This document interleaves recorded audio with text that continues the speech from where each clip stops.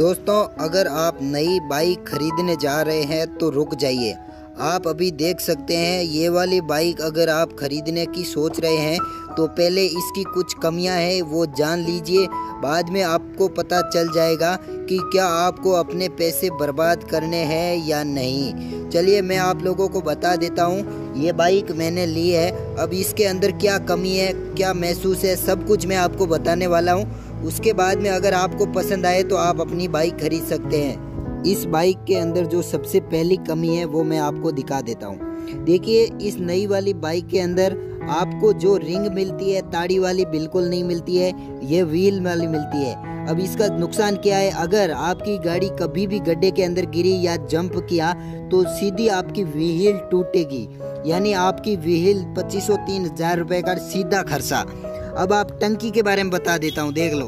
आप जिस time bike खरीदेंगे उस टाइम आपको ये कोई नहीं बताएगा कि जो नई वाली बाइक है इसके अंदर मोटर लगी हुई है, और मैं उसके बारे में बाद में बताऊंगा। पहले यहाँ पे बता देता हूँ, आपको जो पुरानी वाली बाइक है उसके अंदर एक ही प्लग देखने को मिलता है, परंतु इसके अंदर 4 प्लग है। ये देखिए, एक ऊपर है और एक ये दूसरा नीचे वाला है। अब इसका नुकसान क्या है, अगर पुरानी वाली बाइक आप खरीदते हैं, अगर उसमें कोई भी प्लग मिस्टेक होती है तो सिर्फ आप एक प्लग से काम चला सकते हैं, परंतु इसके अंदर 3 है। देख लो, 2 उधर हो गया और तीसरा इधर हो गया। अगर तीनों में से मान लीजिए 2 महीने में अगर आपका कोई भी एक बार खराब होता है तो कम से कम 300-400 रुपए का चूना लगता है, समझ गए ना। और ये है जो पावर स्टार्ट वाला, और ये भी है जो पुरानी बाइक के अंदर आपको पावर स्टार्टिंग वाला देता था, उसकी तरह इसका सिस्टम नहीं है, उसका भी अलग है।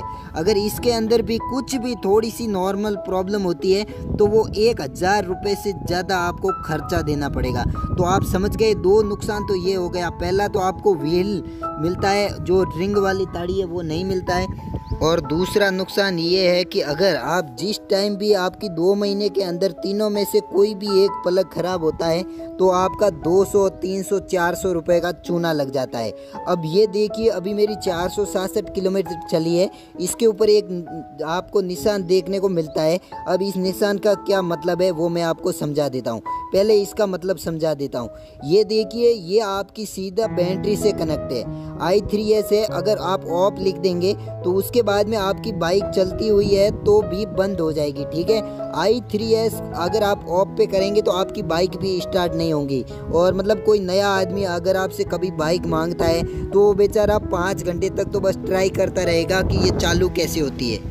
अब आपको इसके 2 बड़े नुकसान बता देता हूँ। देखिए, एक तो ये आपकी जो बाइक है, कम से कम अगर आप किस्त EMI के थ्रू लेंगे तो ये बाइक आपकी 1 लाख रुपए के पास जाएगी। 1 लाख रुपए भाई, 1 लाख रुपए।